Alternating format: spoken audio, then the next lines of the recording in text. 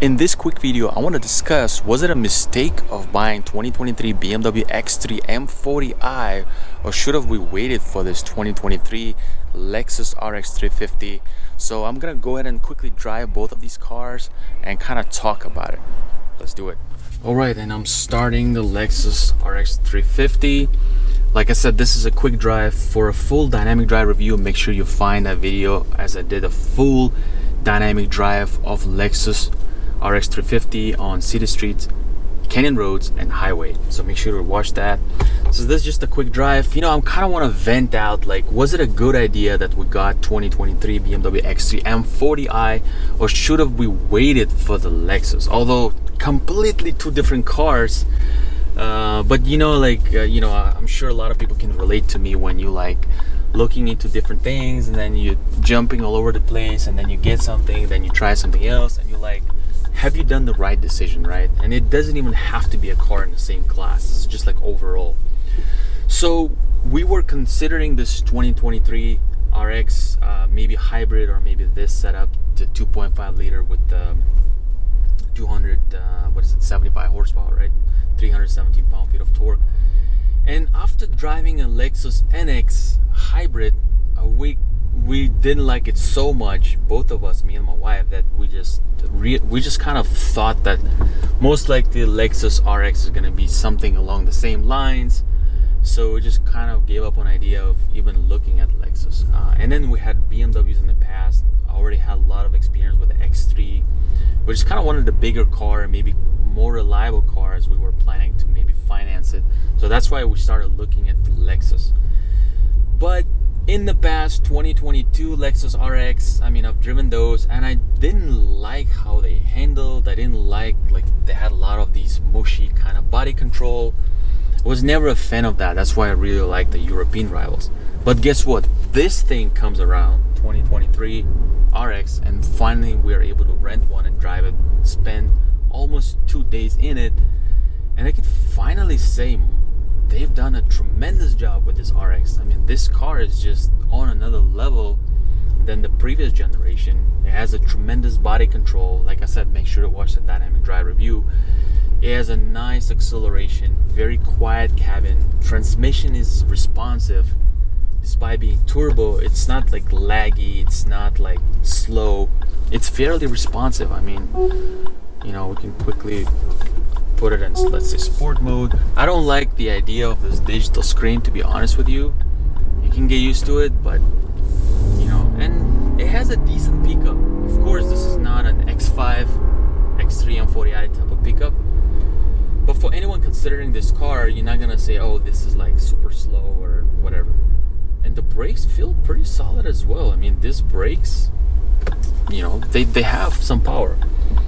The difference between, let's say, this and the X5, right, if you really want to look into apples to apples, and X5 is more athletic. X5 able to carry its weight with a little bit more ease, and it's more nimble. It has better cornering, obviously. But I don't want to put Lexus down, because for what it is, the way they designed this car, it just does everything far better than the previous generation.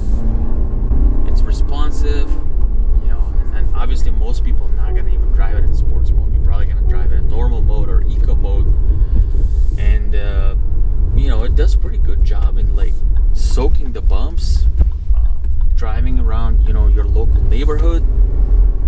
It does pretty good job, and suspension is not mushy, not soft.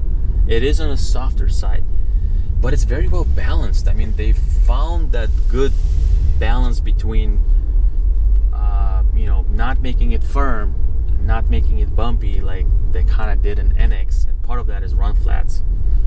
This car has all-season tires, which is, thank you Lexus for doing that and giving the spare tire. So the suspension is very balanced. Steering is not heavy, it's not light, it's kind of medium. So they kind of tuned everything to the point where you enjoy everything this car does. You just enjoy it.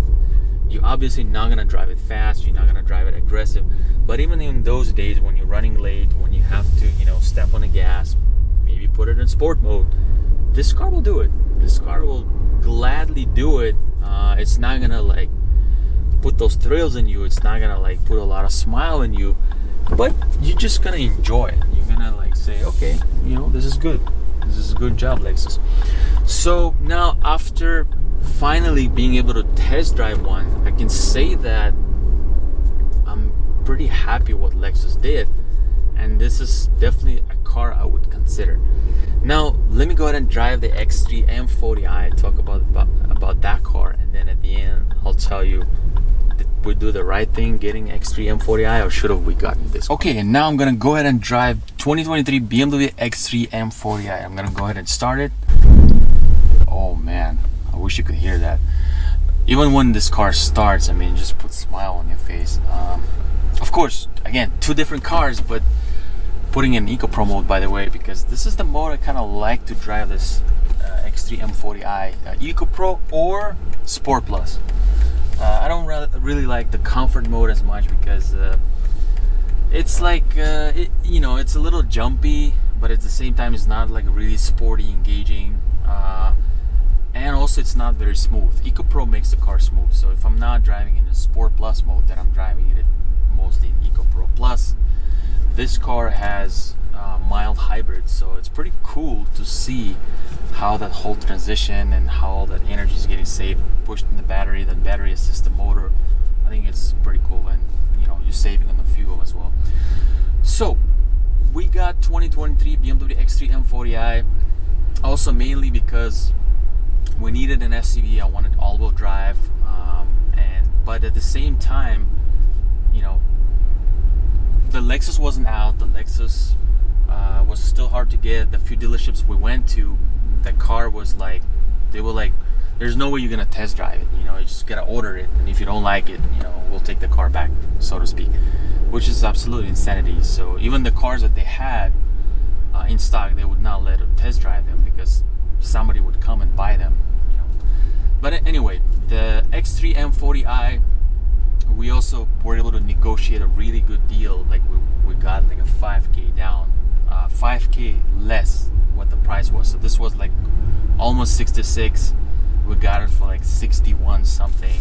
I mean, that's quite amazing as well. And it was hard to find, but we found the car we wanted. Black, carbon black on camel color.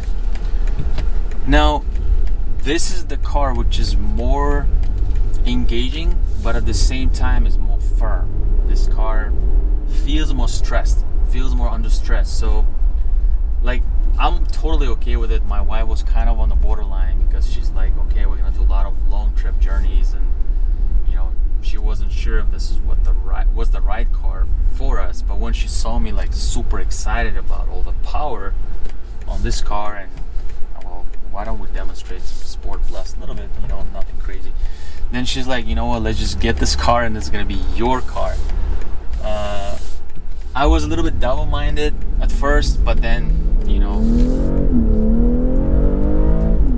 who wouldn't like such an engaging drive? And this is what this X3 is all about.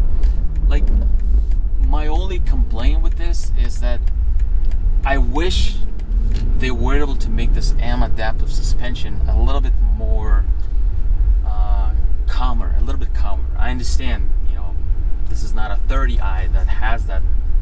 I want this B58, I want this inline 6. In fact, the fuel economy in this B58 is even better than in the RX350. I mean, that car was averaging 19.4 miles per gallon on our mixed driving.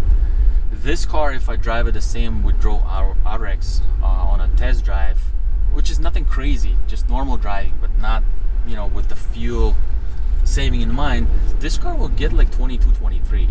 But if I put consciousness in it, like let's say I want to specifically do fuel saving, then I can get on the highway, I could get this car to about 28, 29 miles per gallon, in the city around 24, which is tremendous. Like for 382 horsepower, being able to do that. That's also thanks to the mild hybrid that this car has. So like I said, my only little complaint about this car is the fact that it could be a little bit more relaxed, and this is why I want to drive Porsche Macan S and see how Porsche was able to do that, right? Being able to put as much power, also very engaging car. But here hearing some feedback that it's more refined in terms of like a day-to-day driving. Now, X3 M40i by no means is bad, like no means. But let's say if this is the only car you're getting for the family, then you may have, you know, if you like sporty, your wife likes a little bit more calm, you may have a little bit of disagreement on where this car works for both of you guys. And also, of course, I want to replace these run flat tires for the regular tires, and I think that'll help with sound insulation, like, you know, a little bit of better, like less tire noise, I would want to say, and hopefully a little bit more bump observant, especially on this like a smaller bumps. So maybe it'll be a little bit less stressed than it is right now. Other than that, I personally really like this car. I mean, this car can be as calm as you want, and at the same time you can throw everything in Sport Plus mode and just have absolute blast with it. I personally love it. Now let me give my final quick thought on what do I think about the RX350 versus X3 M40i.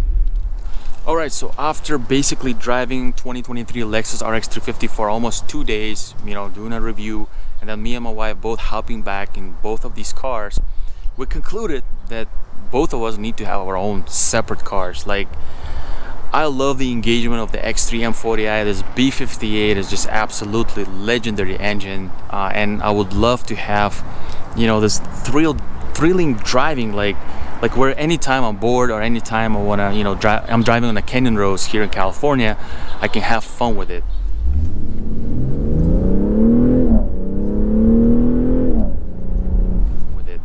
Where Lexus is definitely better for more comfortable, you know, long drives, the day-to-day, maybe, you know, if you prefer comfort, if comfort is your thing, then definitely Lexus wins in that territory, and that's what my wife prefers more. So we kind of agreed that we both need to have two different cars. So I hope, you know, this kind of gives you some points, and I'll bring more of the Lexus and BMW cars on this channel, kind of review them, because I think Lexus coming to the level where they started doing a much better job in the way they're balancing their cars, they're balancing the steering, that they're becoming a better cars to drive. They're still not driver's cars, you know, but they're definitely much better car to drive that, you know, both actually members of the family can enjoy. Hope you liked it. Subscribe to this channel and talk to you soon.